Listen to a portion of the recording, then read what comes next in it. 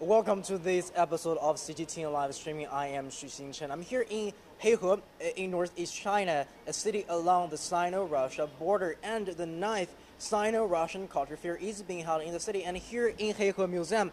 And there are special exhibition to tell people more about Russia culture. So Heihe is a city just a river across the Amur Oblast, one of the largest states in Russia. And here in Heihe Museum, special items from Russia and also exhibiting local culture that has a relation to Russian culture are on display.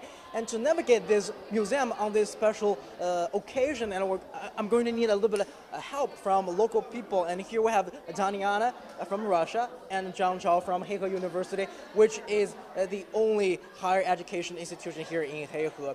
And on this lobby area, and traditionally it's not on display with this kind of products and objects. And right now, what we have here is a traditional clothing item from a minority group recognized by the Chinese government here in Heihe called Orqen. And Orqen minority group are traditional hunters, and they used to live on the outer Xin'an mountains, very close to Russia, and they share similar religion and similar hunting habits with the Orqen people from Serbia in Russia's far east. And to learn a little bit more about these dresses, and we have Zhang Zhao here from Heihe University, because you've been living here for 3 years, and you ran into cultures related to the Orqen people. So what can you tell us a little bit more about this clothing thing? Yeah, about the Oregon clothes, we can find that they are often involved in some formal occasions, especially when they're hunting, when they do the feast or pray for the shaman region, because they share the same interest with Russians. So they will do the praise, and they will wear the clothes like this. Yep. So basically, this is more like a ceremonial and clothing for really special occasions. Yep. And they also dance a lot, right? Yeah, they love. Maybe it's they have festivals called Fair Festival, and when in the Fair Festival, they will wear the clothes like this to dance and sing and play games. Maybe. Yeah. Okay. Well, we just work a little bit more, and right here, we have a little bit more about the Orqen people and their traditions and these special little things. First, because Orqen people, they are hunters, just like Orqen people from Serbia. And we have gloves and made from what? What are these made of? Roe deer. Roe deer. Yeah, roe deer. So these are made from roe deer skin. Yeah, roe deer skin, and they were used to make hats or just clothes because we know that Orqen is situated in the frozen situation, and they're really cold there. So to use their skin of the roe deer to make clothes to prevent the cold. And also, just to mention a little bit more about Orqen people, and their dwellings or houses are covered with thick fur and skin from roe deer. So to keep them warm, as we have mentioned, they live in areas that are really cold, and also in Heihe, a suburb area. And we move just a little bit more, and right here we have handmade products from wood. So what can you tell us more about this? Yep, these handcrafts are made, maybe in the birch bark, and used to store some little things such as necklace or some rings or some other things they could, some charity things, yeah, I think. And you mentioned about boxes for accessories, and right here, we can have a closer look at these handmade little boxes that we can put things in this. 就是我们大概一般是，如果在这个里面放东西会放什么？放首饰。就是只能放首饰吗？还是别的？别的都可以，就像小储物盒似的，你随意，愿意放啥就可以放啥。那就比如说我们可能平时在你们家里面会用到这些东西。用，对，什么小装点什么小扣啦，什么针线啦，这些个东西，首饰啦，都得用这个。So I just asked this lady from Orqen and how they are going to use this in their household, and they use this in their households, yeah. And they're not just for souvenirs, and they actually use them to store their little items and little things like jewelries and sewing things. Yep. And here we can see the little pots and teapots made from the similar materials. 就是我们这个是真的能喝水的吗？啊，食用的。但是就是因为里面我们可以看到是木质的，不会漏水。啊，不是木质的，不是木质的，都是树皮的。树皮的，对，就是树皮这个东西，但是就是它不会漏水。不会漏水，都处理好了。So because I've asked, this is made from skin of the trees, and I'm just if it will leak, and this lady is showing us that it won't really leak. So it's pretty secure. I think it's pretty cool. And these are all handmade. 就是我们做这个大概要多长？能做这一套啊？做一套这个点儿将近1个半月。I just asked her how long will it take for them to finish one of these set, and she told me that it's about a month long. 它这里头是个直的，咱们硬把它包成弧形的了。需要不它有这个沉度，它特别沉。Because we can see this is a pot that is vertical, but then to have the shape of a pot, and they have to layer it up, and it takes more time for them to finish that process. And here they also use similar materials from the birch bark to make paintings. 就是我们这个画一般要多久才能画好一幅？像这种是镶嵌画，桦树皮镶嵌画。像这种做就是大幅的画，它大概做1个月。小型的也得1周左右吧。小型就是这样子的。啊，像这种是画上去的，画上去的也得3天。所以这个是我们是拼上去的还是？这是镶嵌。啊，就是一层一层也是垒上来的。这个是用那个桦树皮的，自然的那个颜色，还有它的纹理，根据那个自己的创意构图，然后呢。用那个桦树皮做底板，这是没有任何的染料。没有，它是镶嵌上去的，它是平的。And for this photo made, this art piece made from like bark, the birch barks, the skin of the birch bark, it would take them about a month. And for all the skins here that they are not colored, say they are using the actual color from the skin of the tree. So for this larger piece, it will take them for about a month to finish, and they have smaller frames where they draw pictures on the skin, and this will take them about 3 days. 就我们这颜料其实就是普通颜料。这个是用油画的颜色，因为用水粉呢，它是树皮，它是属于油脂的东西，它不吸水，然后用那个就是那叫丙烯它干的还比较快，所以说用那个油画的颜色比较适合这个树皮。I just asked her like what kind of coloring that they use, and they're using the oil painting material so that because the skin of the tree doesn't absorb oil well, and so when they use like watercolor, it won't really stay there properly, and that's why they are using similar materials from oil painting so that they can keep the color stay on the tree of the skin, the skin of the tree.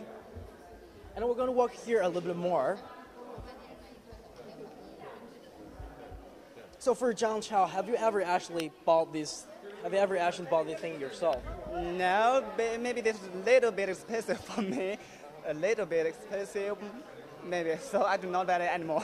So they are on the prices side of the spectrum, just because we see the teapot set, it will cost about 300 yuan, which is about roughly $60 US. 1,000 yuan. Or for some art pieces, it will go up to like 1,000 yuan, which is about like over $100 US. Yeah. And right here in this hallway that we have exhibitions of Russian oil paintings. Oil paintings are quite popular and also very famous from Russia. And to tell us a little bit more about oil paintings, we have my guest, Tatiana. Dania from Amur Oblast, and the administrative center of Oblast. What's the city called? Blagoveshchensk, which is the administrative center of Amur Oblast, which is just a river across Heihe city. So what can you tell us more about oil painting in your country? 就是你可以告诉我们一些，就关于你的那个油画在俄罗斯，可能在你的故乡是一个怎样的一个，就是它的关注度是怎样，它是否很流行？俄罗斯的文化对吗？油画。油画，俄罗斯的油画非常有名，比如说有很多画家，他们的油画，画的非常好，非常好看。俄罗斯的油画家喜欢画，金色，是这样的。他们的画，保藏在俄罗斯的最有名的博物馆，在莫斯科，在圣彼得堡。这个油画好贵。Dania just told me that we know there are a lot of famous oil painters from Russia, and their pieces can really be expensive, and they're stored in museums in Moscow and St. Petersburg. And we know that the famous painters from Russia like Repin and Levitin. And for Repin, I can remember when I was little here in China during the elementary school, there is a painting, very famous painting called Bulge Holders on the Volga. Do you have ever heard of? 就是你听过这个画吗？听过。Just can you tell us more about this? 这个油画很大，它的，但是在保存在博物馆。你是见过这个真画吗？还是？我没见过，但是这个夏天我打算去圣彼得堡，圣彼得堡博物馆看俄罗斯的油画。这个油画也是在圣彼得堡对吗？莫斯科、圣彼得堡都可以。Okay. So she told me that the piece that I mentioned, the Borg haulers on the Volga, is in display in museums in St. Petersburg, as well as Moscow. Okay, for sure. And we're going to have a little bit more. These pieces are contemporary, so they are painted by modern artists. So they are not really like big names like Repin and Levita. And Repin is a realist painter, so which means that he draws what he saw and document whatever that he caught by his eyes. And just about the piece that I mentioned about Borg Howlers on the Volga, just because Repin was born poor, and when he was studying painting, he saw the haulers, the ship haulers, by himself, and then he started to document them and start to learn more about them. And he created this piece called Borg Haulers on the Volga. And we're going to walk inside into the next hall.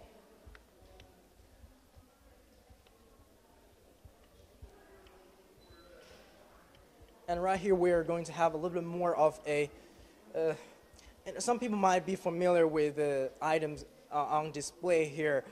For example, like Russian dolls. So, Daniana, so what can you tell us more about these dolls? 就是你能告诉我们，就是关于这些娃娃，可能一些。最有名的娃娃是这个，是俄罗斯Matryoshka。можно ее потрогать, открыть? 这个俄罗斯的小孩，他们玩这个玩具，你看一下啊。This doll that we can open it and we have a smaller doll. 小的。然后越来越小，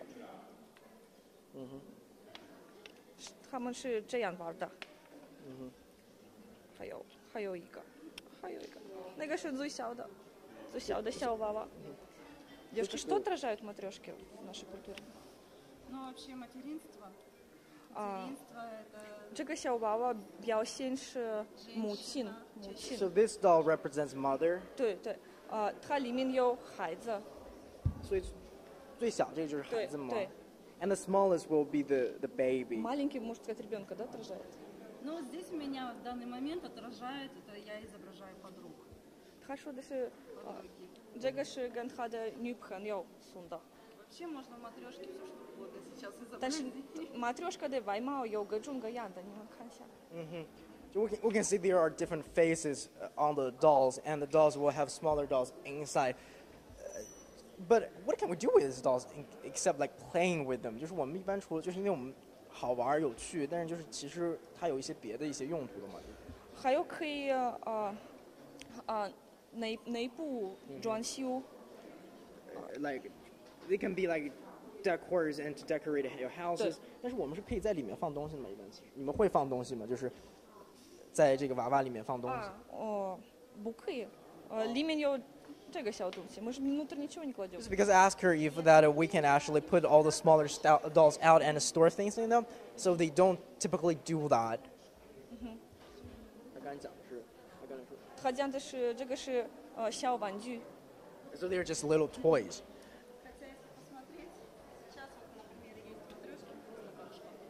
Туда можно что-то положить, все, что хотите, что туда войдет.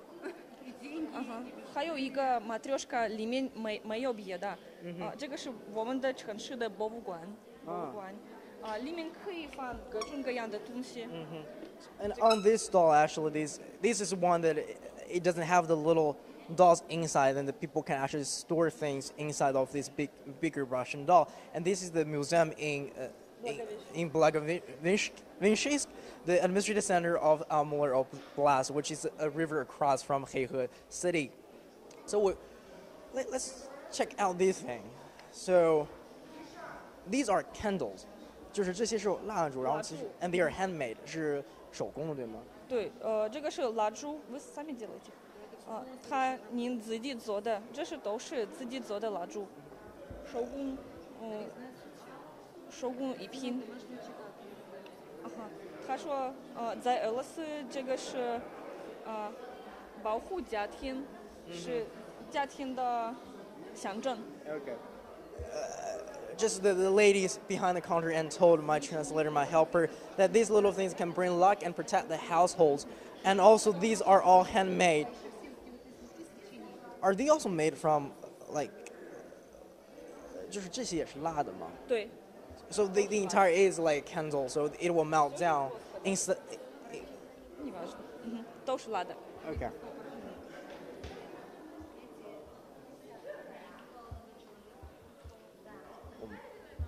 Let's move over here. So we have more Russian dolls and a little smaller objects like this. These are, I think that they are just accessories that you can paint on your clothing. 就这些也是手工制作的。对，这都是手工的。And they are all handmade. Do you actually buy these in your hometown? 就是你们平时真的会带这些东西的吗？要是在俄罗斯有一个节日，我可以带这个小东西，这个好漂亮，这个表现出俄罗斯的文化。And I asked her if actually Russian people will wear these little accessories, and she told me that during festive times, and they might wear this just because they are. She thinks it's pretty, but then it's not for every occasion. 就其实我们并不是所有的，就是平时也会大街上都会看到人带这些东西，对吗？就是在街上，其实平时就除了我们的节日以外，是没有人，就是其实也不会佩戴这些东西，对吗？很少人带这个。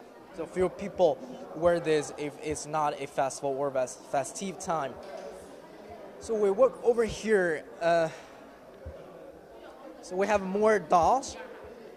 And right here we have some similar things that as we have checked out outside from the Orqen people and paintings. But these paintings are made from still skin of the tree, but from a different tree, from cypress. So what can you tell us more about this kind of painting? 就是我们这个画是柏树皮做的这个画，就是这个也算是一个比较有文化象征的东西吗？对，这个作品也是手工艺品，用柏树皮做的，作家他自己画各种各样的景色，还有鸟。就是可以帮我问一下，它大概多长？就画一幅画需要多久吗？Сколько времени у вас уходит на это? Ну, все везде по-разному. Где-то бывает, ну, может быть, за вечер можно сделать. Но надо принести, заготовить, принести, очистить, расслоить ее, потом обезжирить, и потом только нарезать, выбрать фрагмент, чтобы он подходил, а потом только роспись. То есть, если просто расписать, то за вечер, а если в общей сложности, то достаточно много времени. 他说的是，要是画，它可以一晚就画好了，但是有一个过程，要把这个画树皮准备一下好，这个很长时间。Okay. So the lady told us that to finish the painting, it will take like one evening or one night time. However, just to make sure that they can paint on the skin of the tree, they have to make the separate tree skin. It will take them longer to prepare the skin so that they can paint on the tree skin. So let's move over here a little bit more. And we have right here. we have a little more pots, and they are made from clay. 是，那这些也是我们可能比较有象征意义的嘛，或者是代表俄罗斯文化的一些东西。对，比如说这个壶，它用粘土做的，它表现出俄罗斯的文化，里面一般是有牛奶、水，是这个。So these pots are made from clay, as I have mentioned, and literally Russian people will store milk or water in these pots. 那么我觉得这些花纹其实也是具有当地特色嘛。What about the carvings on the pot? Эти узоры что-то символизируют? Солярный славянский знак плодородия.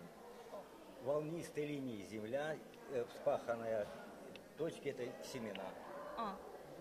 他说的是这个是表现出俄罗斯的土，这个是俄罗斯的土，他们养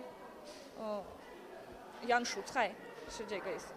So basically, the carving on means the land of the Russian, and these little dots are seeds, and it's like it represents like planting and harvest time, I think. And right here we have a little more cute thing, 就是这边都是很可爱的，就 little things. So what are these made of? Do you know this? 这是我们用什么做出来的？这个很可爱的小狗，一般是我们修装自己的房子，但是这个是技术很复杂，用羊毛做的。So these of course are more decors, and they are made from sheep furs, and so how they are going to make these things? They are using a needle. Can I ask her to show us? Скажите, как это все делается? So they are going to have the fur, and they use a needle to make. And this is from the ship. And you use the needle to make it hard and to make it into the shape, like little animals here. Like this is like cat, I think.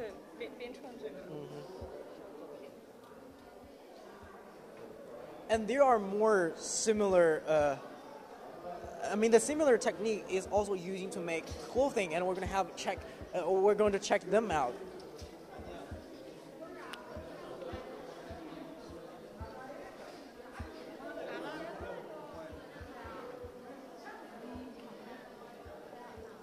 So here, what we have are hats and the clothing that people can wear on, can just literally put them on. And for these things, they are made from yarns that are made from sheep fur. Can I ask her to? 就你能让她就是也给我们演示一下，她怎么可以做这个布料？ Показать технологию, как это делается. Вот мы подходили к той женщине, она нам показывала.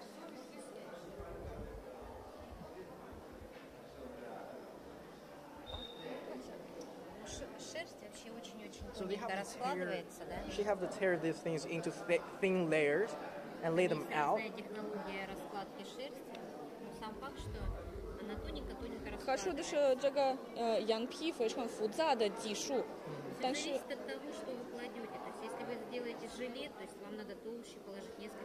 这个取决于你想做什么东西。要是做比如说大衣，要很多这个羊皮。As we have mentioned, is a technique that we have to layer in order to make the yarn, to make clothing, to make a bigger objects. 他说的是，这个是变成布，但是很大的，然后洗衣服它越来越小，会缩，对。And in fact, even though the larger piece, they're going to make the yarn with the larger pieces will actually shrink after wash. 那么其实就是它是不可以洗的，对吗？就是不可以洗它们的。如果它们这些 Можно стирать вообще-то? 可以洗。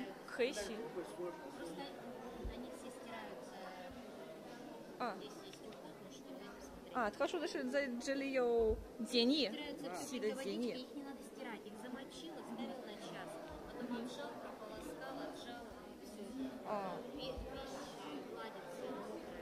他说要真正的洗，不要很干净。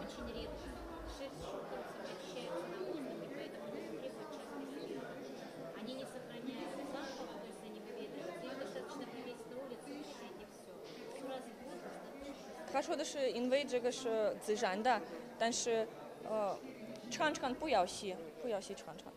I just asked them how, because they mentioned that this yarn will shrink after when it touches water.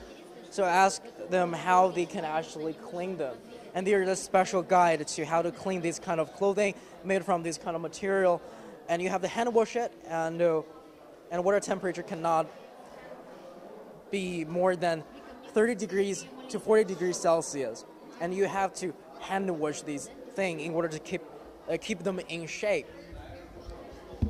So let's walk over here a little bit more.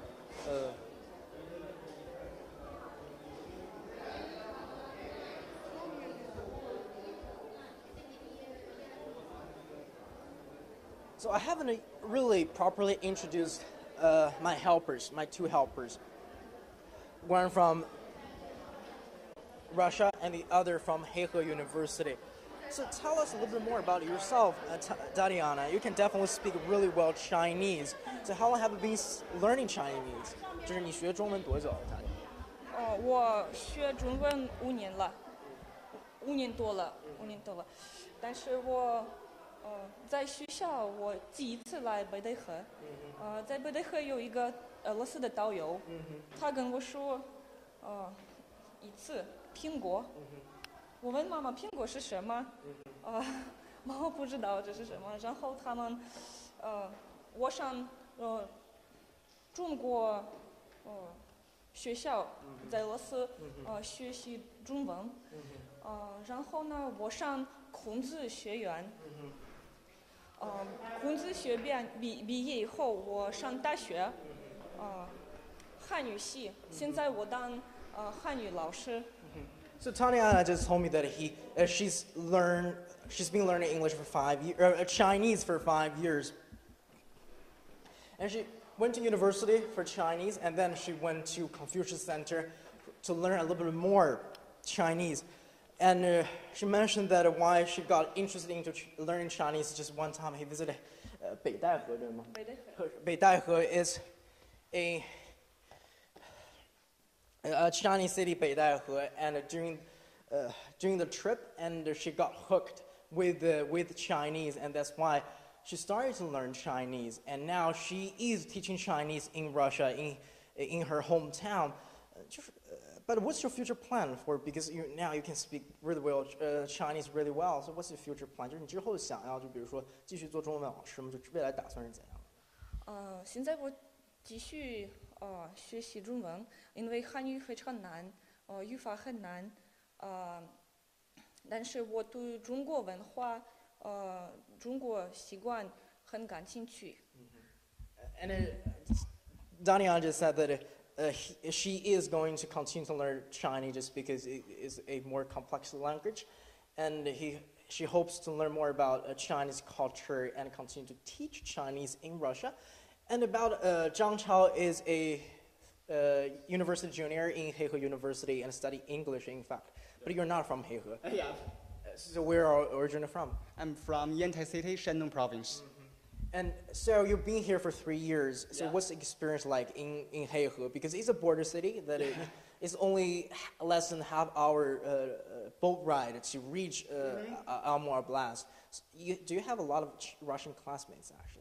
Not really many, but I have some Russian friends to make because I live in the building with many foreigners, and one time I met them, I just want to practice my English, so I just say hello, and they replied me with hello. So we made friends and communicate with each other more. Yeah. So actually, it's in the dormitory, right? Yeah. Just because there are a lot of international students from Russia studying in your school. So how's the life here in Heihe? Just because it's so close to Russia, do you actually get the chance to be exposed to Russian culture more frequently than compared to your hometown? About the Russian culture? Yeah. They do not show it many, but one thing I've noticed that they all love sports. They all like X Games and they like high jumping. Not in this city, but maybe in another city they would like to do some X Games, or they like, yes, that's why. And then also there are actually Chinese going across the river, and they do businesses and they visit Amur Oblast, right? Yes, there are many foreigners who do trade across the Russia, Black-Russisk, and in China, and many of them have moved there to do the trade.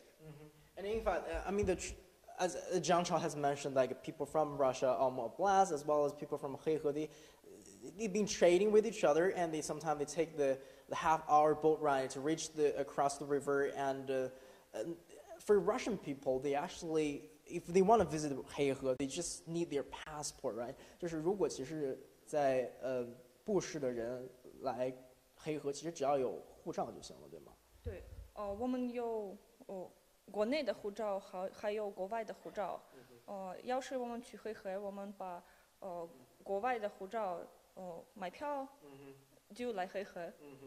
So Dania just told me that there are, for people from her hometown, they have like two different kinds of passports. One passport for domestic use, and the other one is an international passport. So people from Russia can actually use their international passport to cross the border and to come into Heihe, just because this is a special region, administrative region for trade with special administrative region for Sino-Russia trade. And so Russian people can actually enter the Heihe border to come visit the city. However, they cannot leave the city. 但是其实如果要离开黑河就是其实不能只是有一个护照，对吗？就是你只能是在黑河，就是能进到黑河，但是去别的地方还是需要签证啊或者。现在只有黑河，要是去比如说哈尔滨，我要办签证。I just confirmed with Tatiana that when they visit Heihe, they just need their passport. But if they want to go to other cities, for example, Harbin, which is a few hours drive from Heihe, they need to get a visa. And for Chinese people, if they want to reach across the river, they want to go to Russia, they need their passport as well as a visa.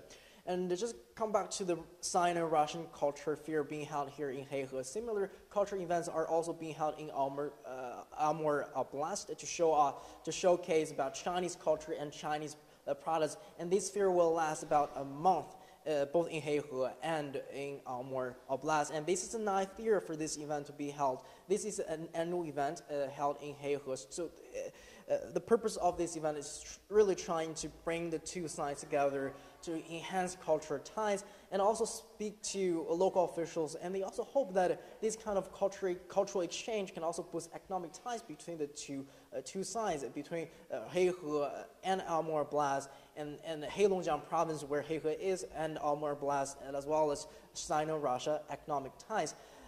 So thanks for joining us with this live streaming here in Heihe, and we're going to see you next time, I guess.